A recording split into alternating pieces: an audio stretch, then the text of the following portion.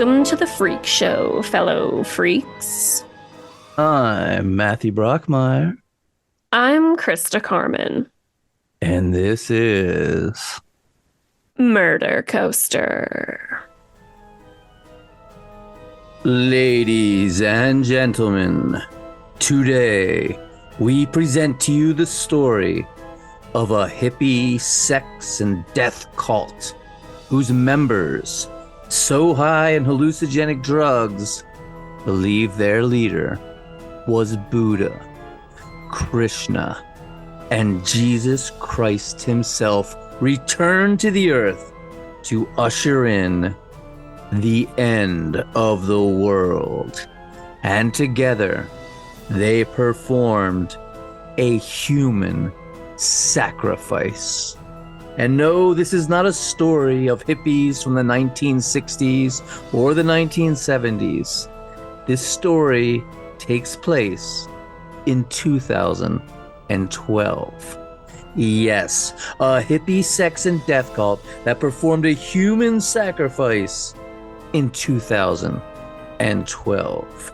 So strap in, keep your hands and feet in the ride as we take you into the death cult of Antares de la Luz. Let's begin.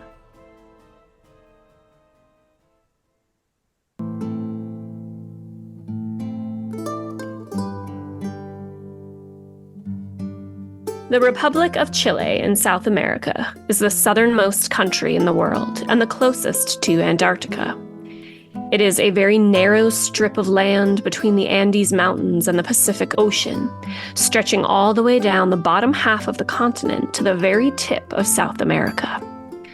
It is a stunningly beautiful country with a very diverse natural landscape, from the otherworldly Atacama Desert with its lunar-like terrain to the rugged beauty of Patagonia's fjords and glaciers. The towering Andean peaks provide a majestic backdrop to lush vineyards and picturesque lakes, creating a stunning tapestry of natural wonders.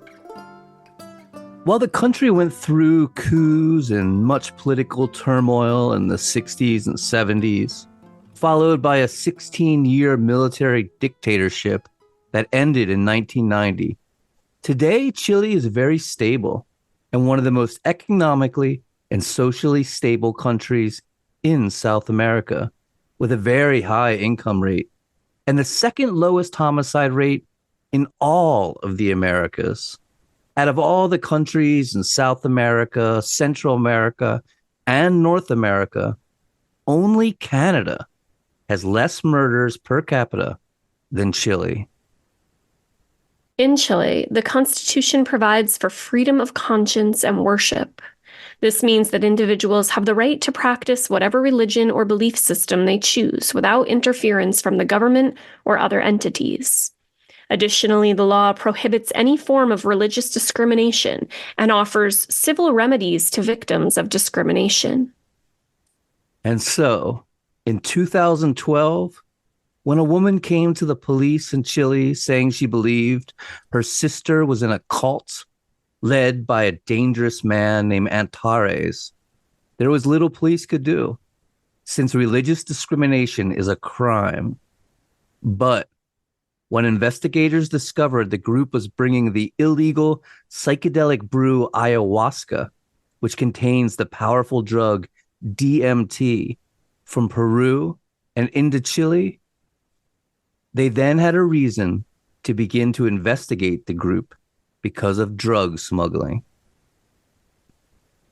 Psychedelic drug laws are notoriously strict in South America, Chile included, and possession of psychedelic drugs, even a very small amount, can result in heavy jail time, as much as 15 years. So police begin investigating this ayahuasca cult. They seem to be just a bunch of ragtag hippies, wandering about, meditating, preaching the end of the world was coming. But then police begin to hear whispers of murder, of the human sacrifice of an infant believed to be the Antichrist, in a ritual meant to save the world from evil. Investigators went to the place where this ritual was supposedly held, on a farm in a very remote area east of Colagway, down a dirt road far from civilization. Shifting through the rocks and ashes, they found where the sacrifice was said to have been performed.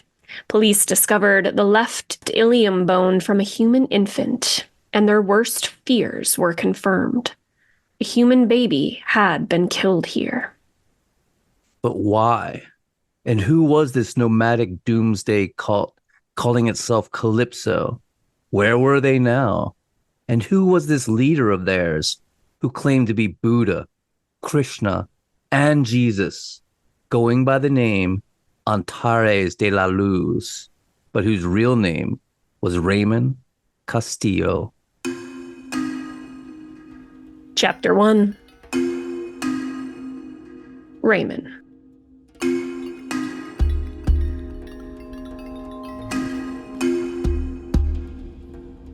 Cult leader Antares de la Luz was born Ramon Gustavo Castillo Gaet on December 20th, 1977, in the Santiago province in Peñalolén, an urban area with a lot of socioeconomic and cultural diversity, home of the largest indigenous population in Chile. By all accounts, he had a normal childhood, liked to ride his bicycle and play with friends.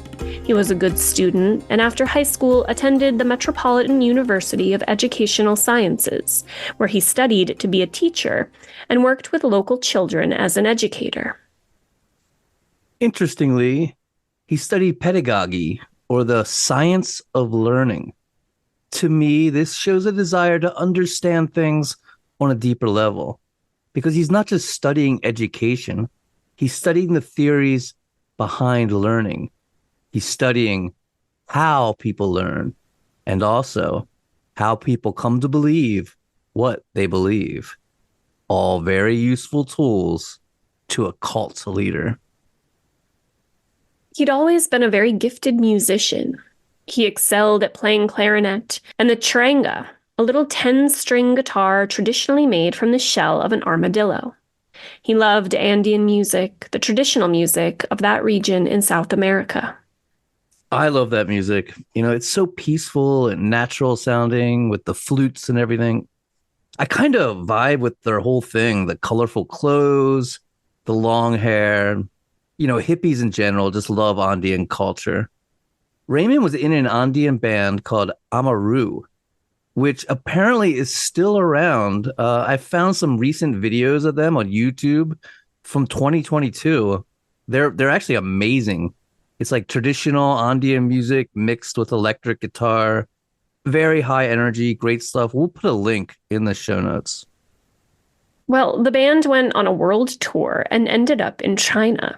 Here, Raymond discovered traditional Chinese medicine and herbalism, and supposedly tried ayahuasca for the first time. Which is really weird to me. A guy going all the way to China to discover a plant concoction native to where he was from. But I don't know, that's what they say.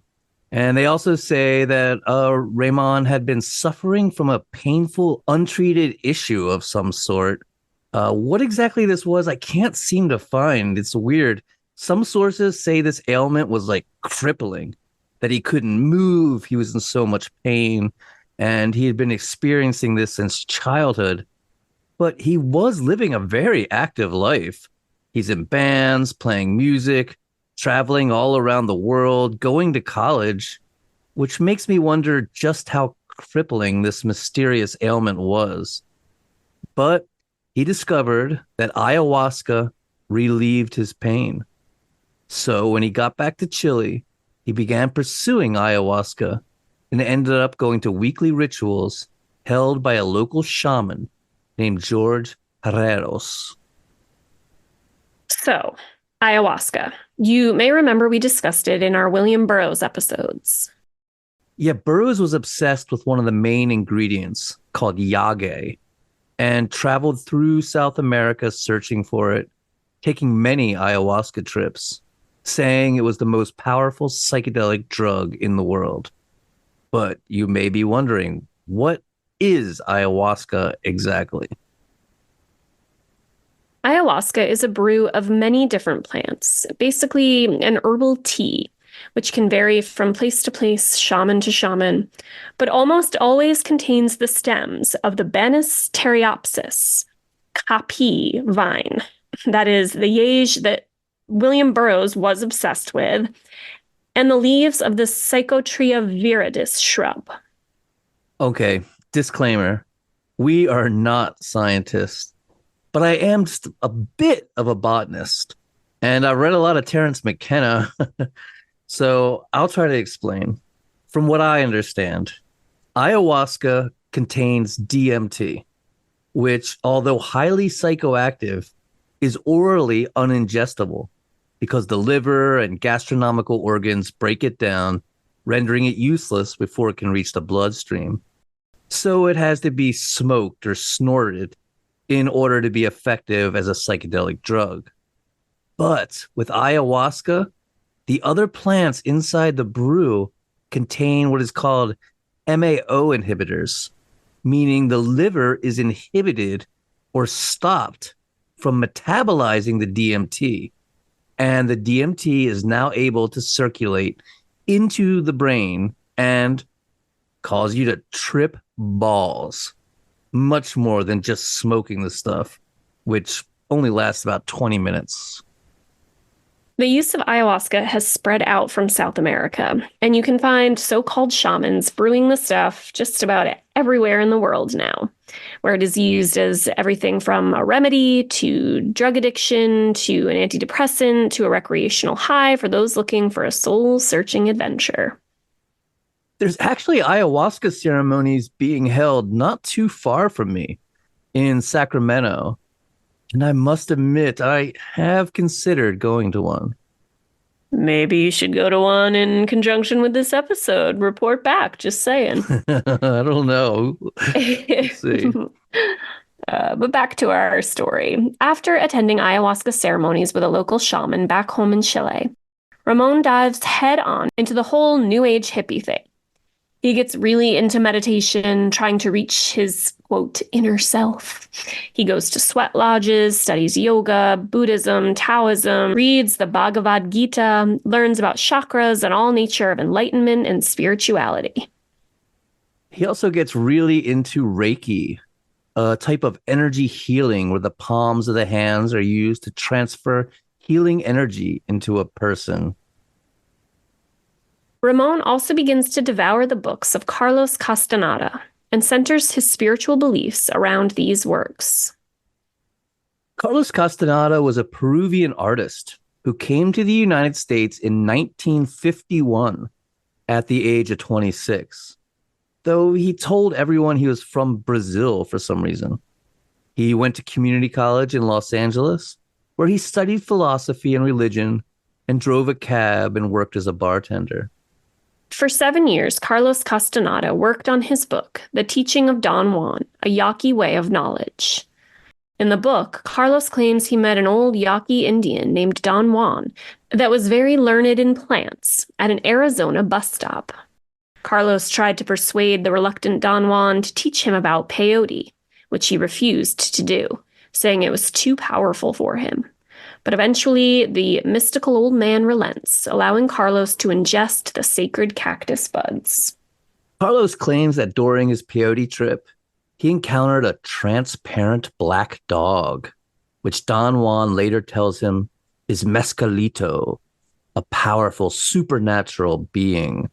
And his appearance is a sign that Carlos is the chosen one who's been picked to receive the teachings.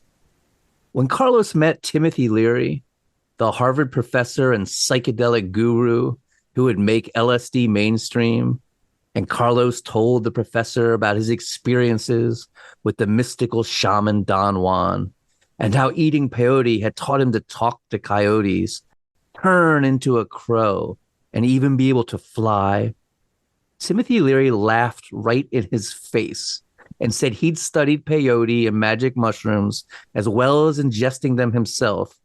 And everything Castaneda said seemed to be a bold-faced lie told by someone who'd never even had an actual psychedelic trip. And the two would remain lifelong enemies. The Teachings of Don Juan was published in the spring of 1968 by the University of California Press, who realized there were a ton of drug-infatuated college students out there, and really pushed it in California bookstores. Sales exceeded all expectations. Copies were flying off the shelves, and soon Simon & Schuster had picked it up, and it was being sold worldwide. Soon after that, Carlos Castaneda was on the cover of Time magazine, who called him the godfather of the New Age. I used to read these books. I still actually got a bunch of hardcover first pressings around here. They're really fun. They're really cool. They're interesting. And they're actually really well written. However, they're published as non-fiction and said to be completely true, when in reality, just like old Timothy Leary figured out over half a century ago, it's all a bunch of bullshit. There's no Don Juan. He made it all up. And one of the first to call out Castaneda's work as fiction was none other than author Joyce Carol Oates, one of my favorite writers, who wrote to the New York Times questioning why they were reviewing these books as non-fiction. And Weston Labar, one of the foremost authorities on Native American peyote ceremonies, denounced Castaneda's writing as, quote, pseudo-profound, deeply vulgar, pseudo-ethnography, end quote. Eventually, it was revealed that Carlos Castaneda had lied about where he was from, Peru, not Brazil, his age, his military background, his father's occupation, and it was discovered that much of the books was just straight up plagiarized from everyone from C.S. Lewis to obscure anthropology journals. The books were selling like hotcakes, and hippies don't care. The whole point of the books is that reality is subjective, experienced by everyone differently, and there is no concrete, absolute truth we all share, but just different perceptions. To this day, the books, which have never gone out of print after over 50 years, sell tens of thousands of copies a year and are still sold as nonfiction. You know, which I kind of think is fucked up. I mean, sure, sell the books, read the books. They're interesting, they're fun, but they're fiction.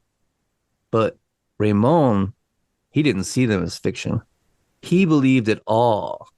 And the warrior's way, which was the framework Carlos Castaneda used to describe his philosophy, became that of Raymond as well. Raymond also starts going to rainbow gatherings. The Rainbow Family of Living Light began in 1970 in the United States, inspired by the community that was created at the Woodstock rock concert where Jimi Hendrix, The Who, and the Grateful Dead, among others, famously played. Rainbow was basically just hippies gathering in national parks to camp and exercise their First Amendment right to peaceably assemble and petition the government. But it has since spread all around the world as a kind of movement, though it's basically leaderless. Yeah, I used to go to rainbow gatherings back in the 90s, and I actually really like them. They're a lot of fun if you like dirty, stinky, weird hippies. It's pretty cool. Everyone and anyone from all walks of life are welcome there. They just ask you to be peaceful and try not to use money, but to try to barter and trade if possible, and only drink alcohol in designated spots. But those are just guidelines. It's really anarchy, just hordes of freaks out in the forest. Everyone always says to each other, "Welcome home." And there's lots of music, especially drum circles, obviously. There's lots of free food. There's just all these camps set up with kitchens. There's punk rock camps, LGBTQ camps, obviously hippie camps of every type, from Jesus freaks to Hare Krishnas to nudists and Buddhists. Obviously, when you get that many people and have such a diverse group, weird stuff's going to happen. And while they are usually totally peaceful and work. There's even been a few murders, both from Rainbow family members and from angry locals. And there's actually a couple cases I'd like to cover here, as I think it's fascinating how a movement dedicated to peace and love can be struck with hatred and violence. Just the way of humanity. And here's something funny. What do you think is the most bartered for and wanted thing at a rainbow gathering? I don't know. I Chocolate don't know. bars. Chocolate bars. You can get anything for a chocolate bar. And I can tell you, when you've been sitting in the woods for days on end, eating nothing but oatmeal and lentils, just seeing a Snickers bar does something to your brain chemistry.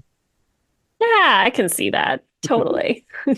Joining the rainbow family community in Chile, Raymond shaves his head bald and grows out a long beard, wears a tunic and strands of prayer beads. He'd lead groups in meditation and started holding his own ayahuasca ceremonies. He's incredibly charismatic. All the interviews use the same word, magnetic. He had a magnetic personality that drew people to him. He was tall and muscular, with a deep voice, a charisma, and confidence. He just gave off a very sanctimonious and holy air.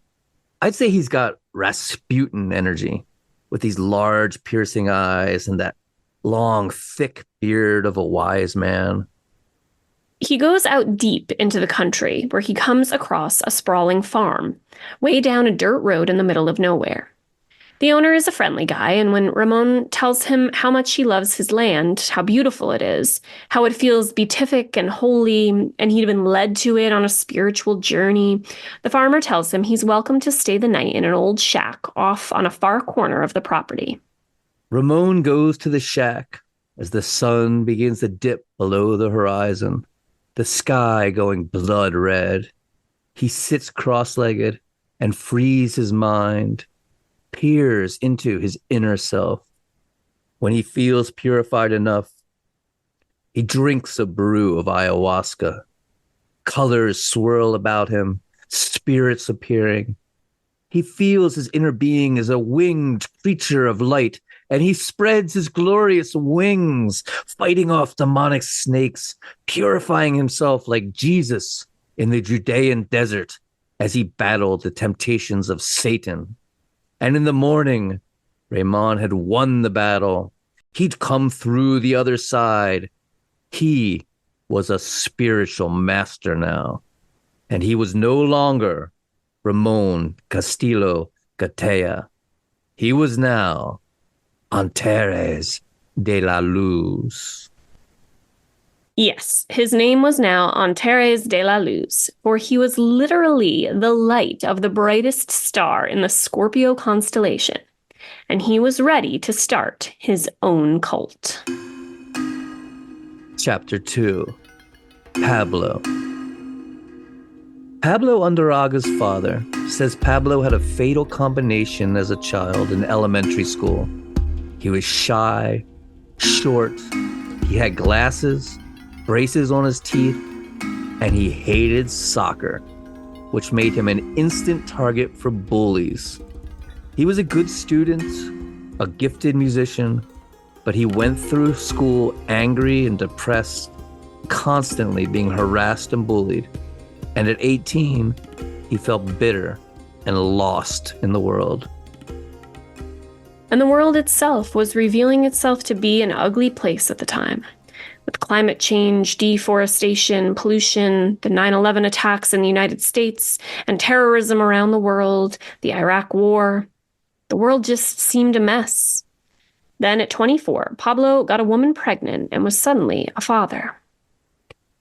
Though he and the woman were basically only friends, Pablo deeply wanted to be a good father to his son, to be wise, a man of knowledge. He began to search for deeper meaning in life, universal truths. He began to study Buddhism, to meditate and practice yoga.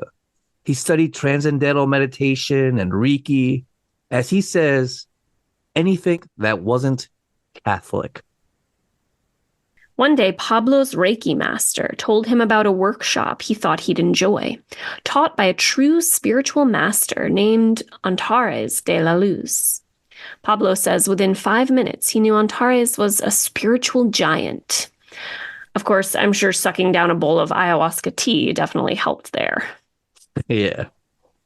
Pablo and his girlfriend, Natalia Guerrera, start going to more and more of Antares' workshops and ayahuasca ceremonies, becoming deeply devoted to his teaching. Pablo tells all his friends and his roommates about this spiritual master, and soon a small following had developed, which they called Calypso, after the myth of the Greek nymph who promised Odysseus immortality. Antares de la Luz taught a strange combination of Eastern religions, such as Buddhism and Taoism, mixed with Mayan mythology, Christianity, and a heavy dose of Carlos Castaneda. He really emphasized Carlos Castaneda's concept of the spiritual warrior, telling his accolades that the spiritual warrior is in a fight with their own ego. He preached the master warrior has no ego at all, no attachments, no superfluous human emotions, and that in order to attain this state, they had to follow every instruction and order. To disobey was to listen to one's own ego, and only by absolute submission to a master could they be free. He also preached about the Mayan calendar, saying that the world was going to end on December 21st, 2012. And I can tell you that was a big one with the hippies. I had friends who full on believed this. I mean, they were convinced that it was absolutely true. And I remember that night, I actually went to a huge party that night. Spoiler, the world didn't end. Antares also intertwined strange aspects of the Bible into his teachings, and they were taught to completely believe in the devil, or Lucifer, as they liked to call the evil fallen angel. Antares said there were 3 types of beings: pure, impure, and dark. Pure beings have always been creatures of light. Impure beings have committed crimes against the universal laws dictated by God during creation. And dark beings, well, dark beings were created by Lucifer, the devil, as evil beings to go into the astral war and fight on the side of darkness. It's kind of a lot like how Sauron and the Dark Lord Morgoth created orcs. Those biblical beliefs are eerily similar to those of Lori Vallow and Chad Daybell, which also ended with children being sacrificed at the end of the world, though Lori and Chad's beliefs were a mixture of science fiction and Mormonism, as you may remember from episode 18, where we laid it all out. Antares teaches his disciples that they are angels, spiritual beings of light, battling dark forces. He tells them to imagine they have metaphysical wings they can use to repulse the dark forces which manifest as black serpents of energy. And remember, they're guzzling the ayahuasca at this point. So they're like really hallucinating these visions as he dictates them. During an ayahuasca ceremony in June of 2009, Antares had all his disciples sit cross-legged with their eyes shut, deep in meditation. And he tells them to find their inner beings, find that deep inner part of themselves, their true nature, their true selves. See that being in your mind. And now, he tells them, I want you to see my inner being. See what my inner self, my true self is. Imagine my true nature, who I really am. Who do you think is manifesting themselves to you? Who am I? Every single person in the room imagined him as the second coming of Jesus Christ. But of course they did. They all grew up Catholic, and he's dropping clues right and left that he's Jesus. He's got them tripping balls on this powerful psychedelic drug, so they see him as Jesus. I mean, come on, Charlie Manson did the same exact thing, and so have a million other cult leaders. But for the acolytes gathered, this was the real thing. He was Jesus Christ, the Anointed One, the Godhead, the Messiah, the Savior, divinity made flesh.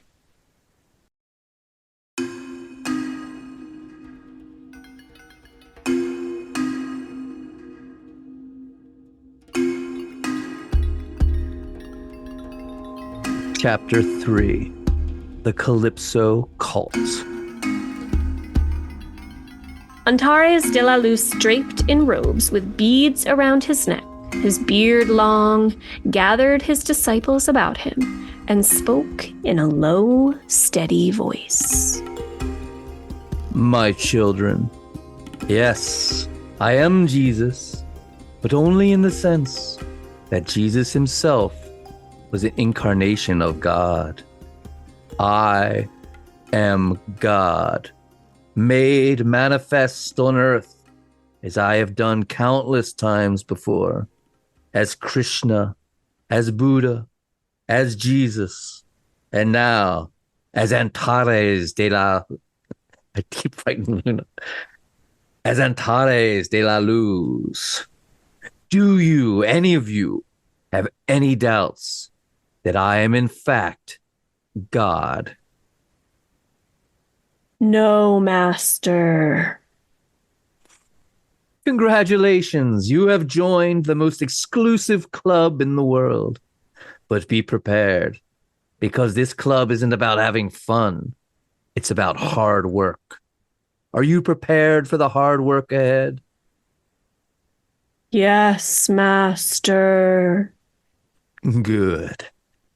Now, in my last incarnations on the earth, when I appeared as Buddha, when I appeared as Jesus, I was here in the capacity as a teacher. I was here to teach, but in this incarnation, I have come to battle darkness. We are warriors against the darkness, and we must be relentless, impeccable. After revealing himself as the physical manifestation of God, Antares becomes more stern, more demanding. He'd often say to them, I am not here to ask favors. I have come to give orders. He began to make strange demands, saying they had to purify themselves. He told Pablo that he was clinging onto the image of his son too much, and that he had to delete every photo of his son. Photographs of his birth, his birthdays, his most beloved childhood moments. It was difficult for Pablo, but he did it. Pablo lived in a large apartment with his girlfriend Natalia, his good friend David Pastor, and David's girlfriend Pilar. There was another room in the apartment as well that Pablo kept for his son, who would come to stay with him during weekends and holidays. But now Antares said that he wanted that room, that it was part of the divine plan for all of them to live together. When Pablo said to him, "Respectfully, Master, that room is my son's, and it is important to me to have it there for him," Antares became irate and screamed at him. Do you think this is a joke? I am God, and I demand the back bedroom for my own. The crazy thing is, Pablo was a smart guy. Everyone says it. The police later mention it. He was college educated, had received good grades, but he was convinced that Antares was literally God. So he went into the back bedroom of his apartment, gathered up all of his son's possessions, and put them in garbage bags. Took down all the childish posters, got rid of the toys, and let Antares move into the room.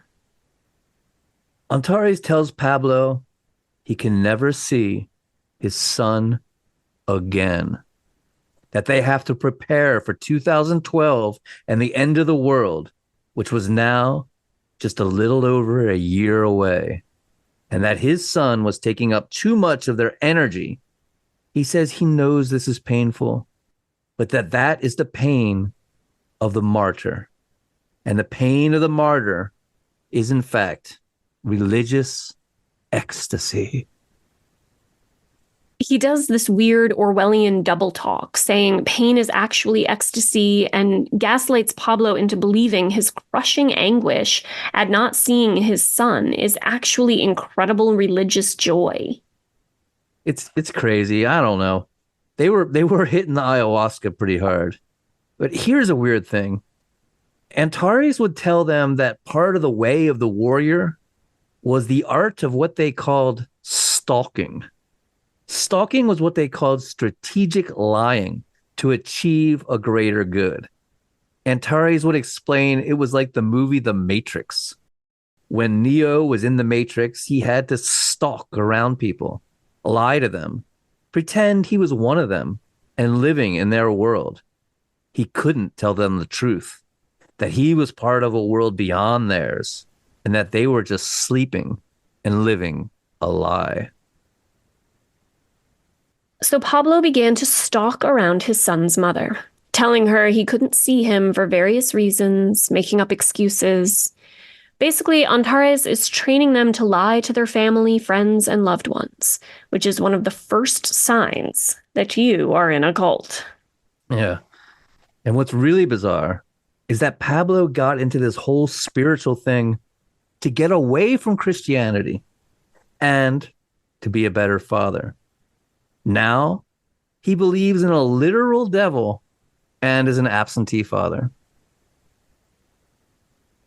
And Antares is becoming more and more demanding and strange, insisting he be massaged and pampered all day, as he is psychically fighting demons and the forces of darkness, carrying the weight of the entire planet on his weary shoulders. Antares demands they give up their physical possessions, sell off everything, strips the apartment down to nothing but pillows and mattresses. He says they all must shave their heads, as hair accumulates negative energy. He tells them that they can never wear black. That black is the color of evil. You count me out there, all I wear is black. And then, this is the real kicker for me. He tells them no more music. Remember, he was a musician, and so was Pablo. They'd actually bonded over music.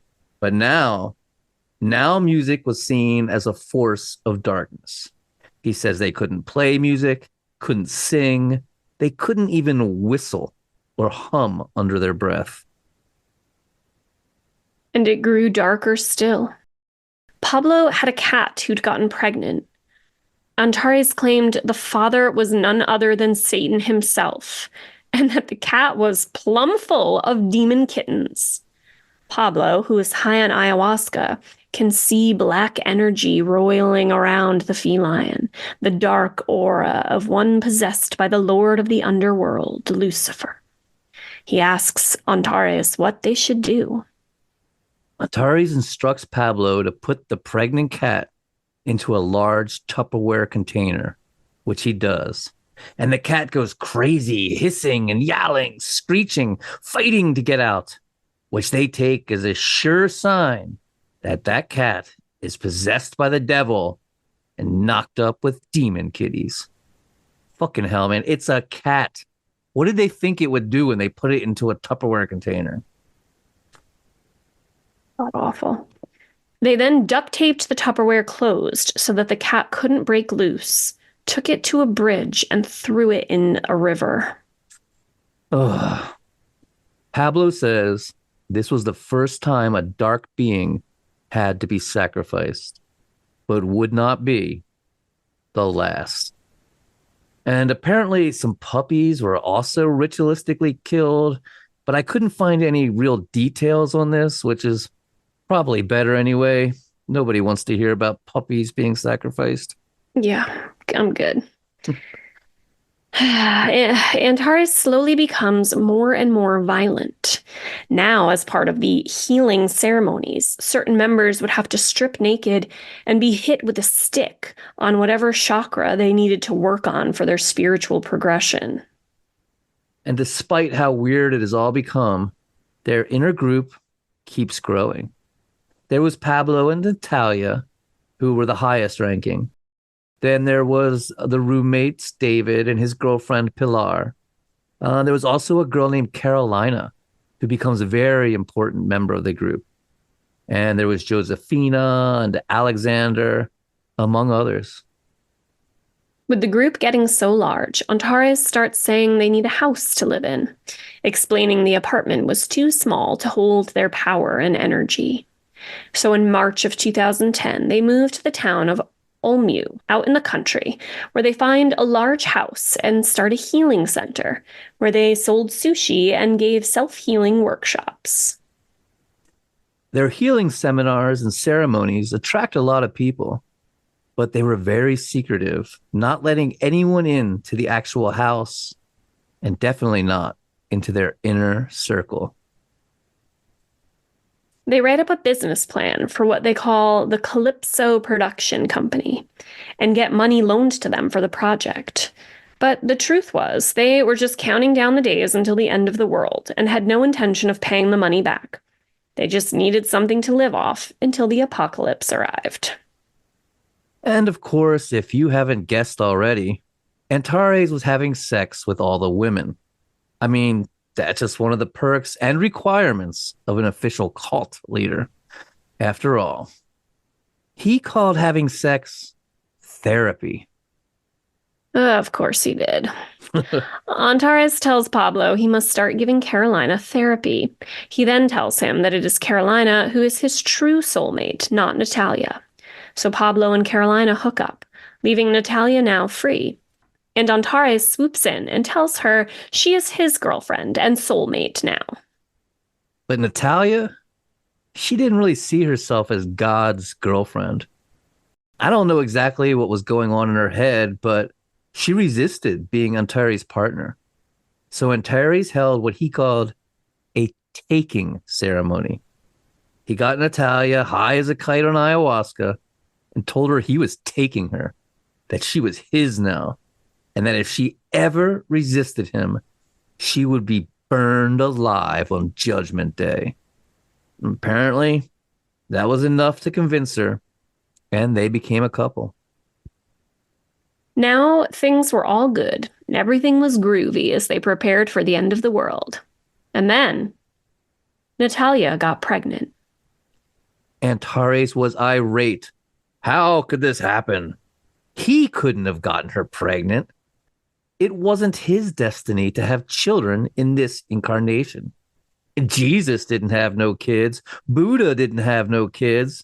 He couldn't have kids either. It wasn't his mission to have children. His mission was to save the world. So if it wasn't him, and Natalia hadn't been with any other humans, the father of the baby could only be one person. Yup, evil itself. The big guy. Old Lucifer. Satan. El Diablo. Antares was beside himself with anguish and terrified that the evil spawn could be psychically attacking him. But then, after a long meditation session and a bowl of ayahuasca, it all became clear to him.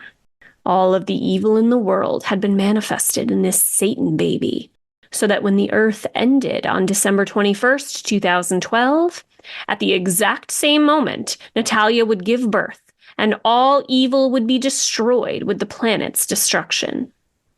A great cleansing, a divine plan.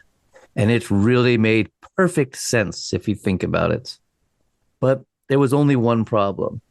Her due date was in November, so she'd have to be pregnant for 10 months to have this demon baby in December. But Antares assured them that was just a little blip. Of course, she'd have a 10-month pregnancy. I mean, she could have a 10-month pregnancy if it meant to rid the world of evil and destroy the devil. But when November eventually rolled around, they were in for a surprise. For that Satan baby, that for some reason Antares was calling Jesus, even though it was the literal Antichrist, well, it wasn't waiting 10 months. It was coming out right on schedule. And Natalia went into labor.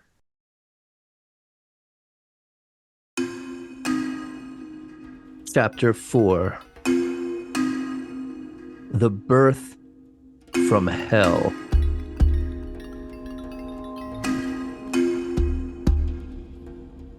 When Natalia goes into labor, Antares freaks out.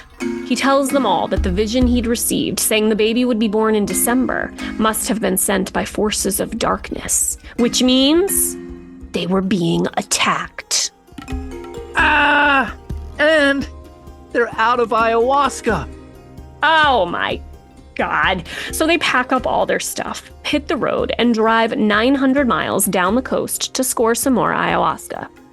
They get some, have a ceremony somewhere. They're tripping balls now, and Antares tells them they have to find a powerful place to have the baby. And then he remembers the farmer's shack in Caligway. What could be more powerful than the place where he'd become a master and had his greatest illumination? So they all load back up and hit the road for Caligway. And this poor girl, Natalia, she's been in labor for nearly 3 days at this point. And that farm is way down this dirt road, and they finally make it there. It's dark, it's night, there's no electricity, no lights, no running water. The place is dirty. They're dirty, covered in mud, tripping their faces off. They dress Natalia in a ceremonial tunic of some kind that covered her whole body, only revealing her eyes, which is creepy. We can just imagine the lunacy going on here as they try to give help to this poor girl in her labor. They're all hallucinating, seeing squirming snakes everywhere, and suddenly Antares freaks out even more and starts screaming. The baby has 2 heads. 2 heads. The baby has 2 heads, and it's trying to attack me psychically. Help! It's the Antichrist. We have to free it from her body. We have to get this demon baby out of her now. Pablo, take this ceremonial dagger, cut her open, and take the baby out. What? You heard me, Pablo. Perform a C-section on Natalia. I can't. I don't know how. Oh, Carolina, you are now in charge. The Lord has made it so. Now take the knife and give Natalia a C-section. Yes, Master. Okay, I'll try.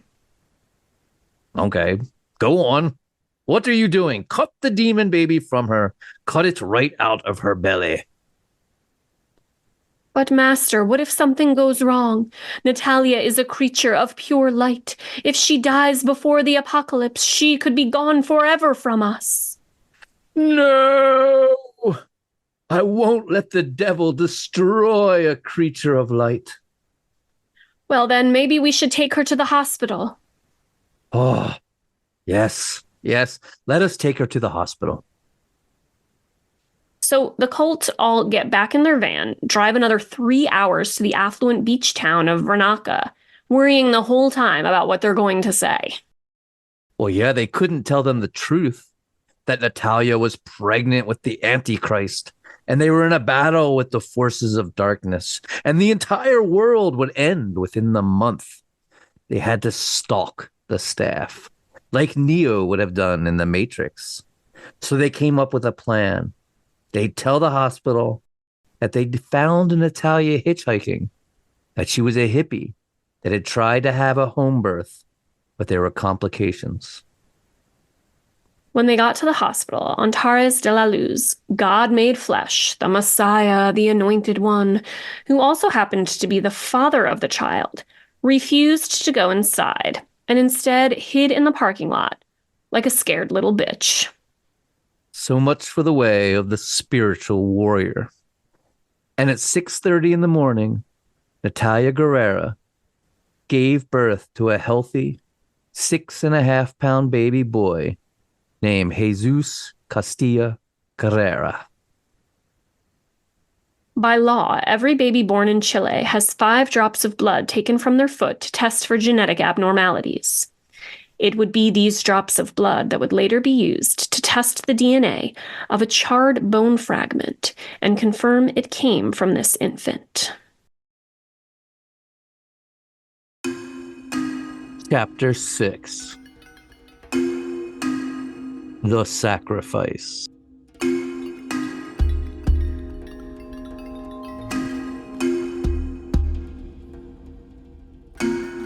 The little cult was surprised and happy that the hospital had bought their ruse, that Natalia was just some hippie who'd tried to have a natural birth on her own, but had come to the hospital after she couldn't do it herself.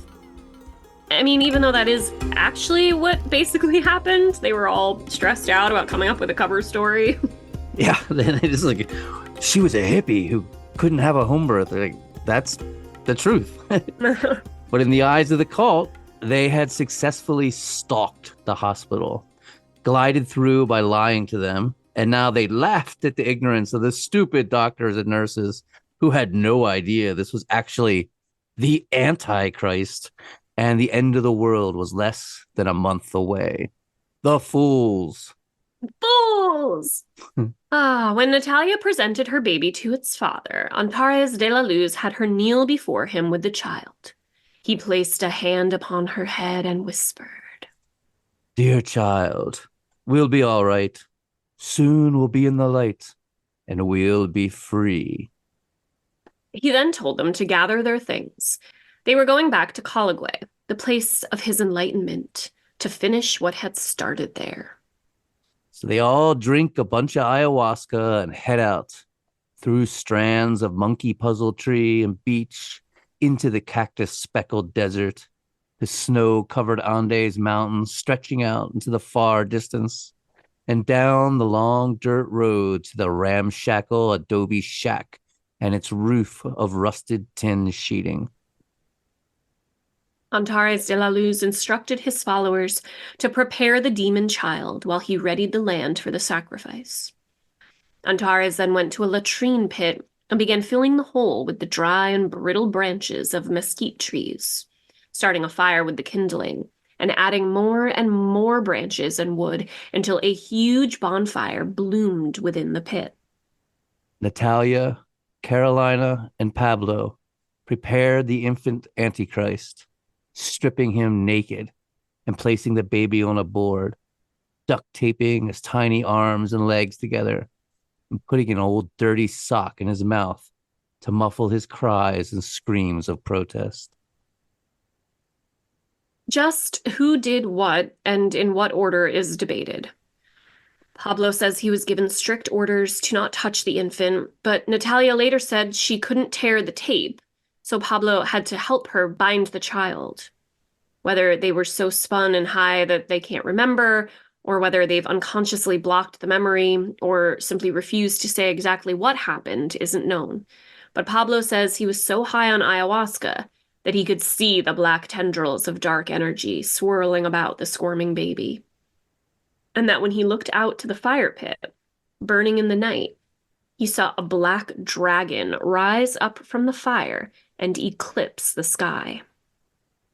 Antares then appeared before them, wearing oven mitts, and was given the baby, now naked and bound with duct tape to a board, a sock in its mouth. Natalia and Pablo say Antares then walked off alone with the child, though I wonder if this is true.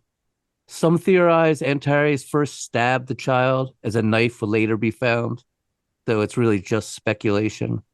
What is known for sure, though, is that the 3-day-old baby, named Jesus, that they believe to be the Antichrist, was then ritualistically thrown down into the flaming pit of fire that had once been a latrine. That is just god-awful. And all during the long and dreadful night, more and more wood was added to the fire.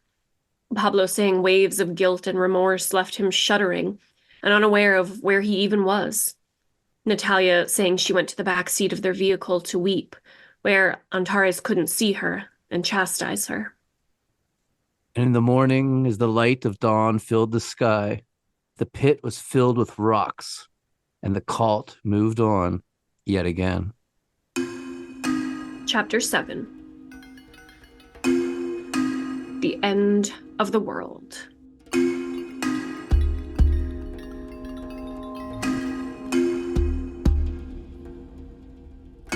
Antares de la Luz told his followers that self-pity came from the ego, and crying would not be tolerated.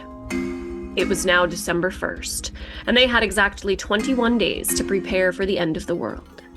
They prayed and meditated, purifying themselves for the coming change from flesh to spirit, when they would be true creatures of light.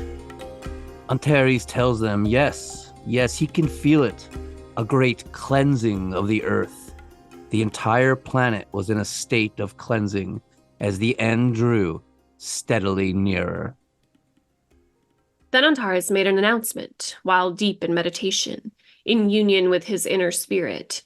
It was revealed to him that he must have a threesome with Carolina and Pilar. Yes, it was decreed by God and Jesus and all those guys that Antares was just going to have to get it on hot and heavy with Carolina and Pilar. But Carolina, man, she'd been through enough. She was in a state of utter despondency by this point. After drinking ayahuasca for weeks, driving thousands of miles up and down the coast, being asked to cut a baby from her friend with a knife, and then taking part in an actual human sacrifice, she just wasn't feeling it. She didn't feel like a nymph. She didn't feel like a sexy fairy and being of light. It seems killing a baby had made her decidedly unhorny, and she just couldn't bring herself to have a threesome, even with God himself. Of course, Antares is not happy with this. God had demanded a menage a trois, and Carolina defies him? And right before the end of the world? What kind of blasphemy was this? They needed to be punished, all of them. So he has them all stripped naked and stand before him. The first to get a beating was Carolina, who denied the sacred threesome to God. He beat her so hard, her back split open, blood running down her shoulders. At one point, she reflexively reached out to protect herself, and he hit her hand, snapping her wrist. And of course, since the end of the world was only a couple weeks away, there was no need to put a splint on the brake or take her to a doctor.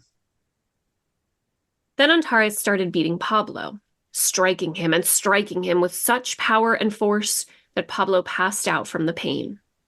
Antares then revived him, got him back to his feet, and resumed beating him. When he was done, Pablo looked him in the eyes and thanked him. Yes, he thanked him. Thanked him for beating him unconscious for no reason. And remember, Carolina and Pablo are a couple now, which Antares himself had orchestrated, getting them high on DMT and telling them they were soulmates. So basically, Antares is trying to fuck Pablo's girlfriend. And when she refuses, he beats both her and Pablo senseless. Then Pablo thanks him for this. You know, this is just some serious cult shit going on here. But, the apocalypse is coming, so there's no time to fool around. And they got busy preparing. Every day they drank copious amounts of ayahuasca, joining heavenly angels in battle with the dark forces of Lucifer. In their minds, it was a spiritual battlefield of light versus darkness. In their whirling thoughts were blood and screams, howls of both terror and defeat. As on and on the fighting went, as they cleansed themselves, reaching a state of true purity, ready for the light to envelop them, ready to be free of this physical, earthly plane, to be creatures of spirit instead of matter. And they were ready as the clock ticked forward until the day came, and then the day ended. They looked about, dazed after all the meditation, realizing it was now December 22nd, and nothing had happened at all. They were still just sitting there. It was impossible. There was never supposed to be a December 22nd. The 21st had literally been the day without a dawn, the end of time. What was happening? Antares de la Luz looked at his followers and smiled, saying, You fools! You thought after 4 years of hard work you'd ascend and reach freedom. You're so naive. That's not the way it works. Things don't change straight away. My inner self says freedom won't come now. It will take 3 more months and happen in Ecuador. But for most of them, it was too much. They'd been told December 22nd, 2012 was the end of the world for so long, had preached it, taught it, said it to anyone who would listen for years. It was humiliating, embarrassing. How could they all have been so wrong? They'd been positive that the world was ending, that they'd put themselves into deep debt, had been living on borrowed money that they didn't think they'd ever have to pay back. So Carolina pulls Pablo aside and tells him, The apostles stayed with Jesus out of love because they loved him. The only reason I'm here is because I'm scared. Scared of Antares. I'm here out of fear and not love. It's not right. Pablo agreed, and the two secretly took off and went into hiding, far away at Natalia's stepmother's house, where Antares could never find them. Other members began to drift away as well, and Antares takes off for Peru with a member named Elisa. But he's surly and angry, violent, and Elisa ends up leaving him as well, the last of his followers to abandon him. Now alone and broke, he resorts to music again and begins playing Ande's music in bars and restaurants for spare change to scrape by. He'd gone from the all-powerful incarnation of the Godhead to a beggar on the street. Meanwhile, Natalia, at the prompting of her family, has gone to the police and told them everything. When the old farmer, Ishmael Gombarov, hears what has happened on his property, that an infant had been sacrificed there, he was so upset and shocked that he had an actual heart attack and ended up in the hospital. And when the story of a human baby being sacrificed by a doomsday cult hit, the news agencies went crazy. It made headlines worldwide and was on all the cable news channels. And now, with all this publicity swirling around the case and the cult, Pablo and Carolina decide to turn themselves into the police and agree to fully cooperate and tell them everything they know. And now a Peruvian task force was formed to track down Antares, with Interpol joining in the search for the elusive cult leader as well. On May 2nd, 2013, the pressure became too much for Antares. He was broke. Chilean and Peruvian police were hunting him, as was Interpol. So Ramon Gustavo Castillo Gayet, the brightest star in the Scorpion hemisphere, God made flesh, the reincarnation of Krishna, Buddha, and Jesus, found a quiet room hidden away in an abandoned house, took a long length of rope, circling one end around a ceiling beam and the other around his neck, and hanged himself. He was discovered by a group of children who thought he was a toy, some sort of life-size doll dangling from the ceiling. Chapter 8. The Aftermath.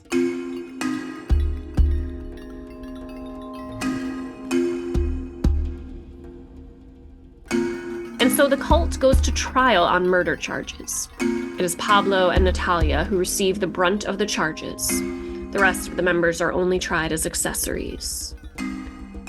Interestingly, the court case was centered around the idea of folie à deux. Yes, the same mental delusion that was used in the defense of the French Papin sisters, whom we covered in episode 55. The defense argued that they were innocent by reason of shared psychosis and delirium. But the prosecution argued that a folie à deux could not occur with other mitigating factors such as drugs. And since they were all high out of their minds on ayahuasca, it wasn't so much a shared delusion as separate individual psychoses, as shared psychosis isn't a valid defense when drugs are present. I don't know The DSM doesn't even consider folie à deux legitimate anyway, so that whole argument kind of really just seems moot to me, honestly. Yeah, and in the end, everything boiled down to the mental states of Pablo and Carolina at the moment they handed that baby to Antares. It was their mental state, right there at that exact moment, that would decide their fate.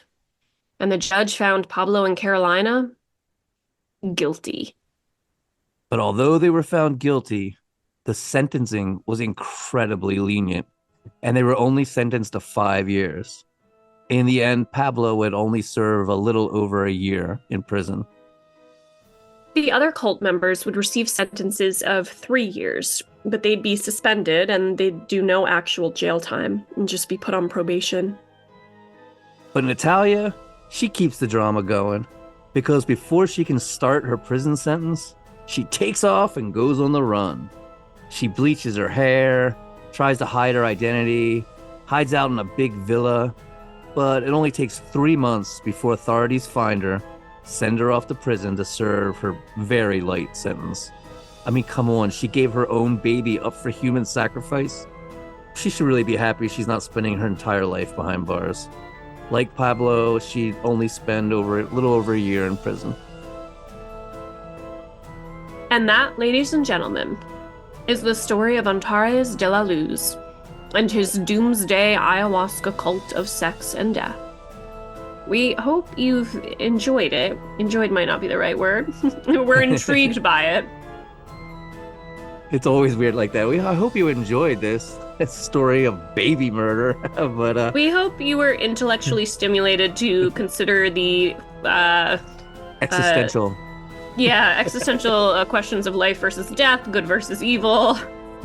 What is good and evil? Yeah, ego. So much. There's a lot going on in this case. It really is fascinating stuff. And as always, we love to see the comments and what people have to say. Yep. And if you got a case you think we should cover, let us know. Did we get something wrong? Let us know. You want to say hi? Just send us an email at murdercoasterpodcast@gmail.com. That's murdercoasterpodcast@gmail.com. Thank you so much for listening, and we will see you next week.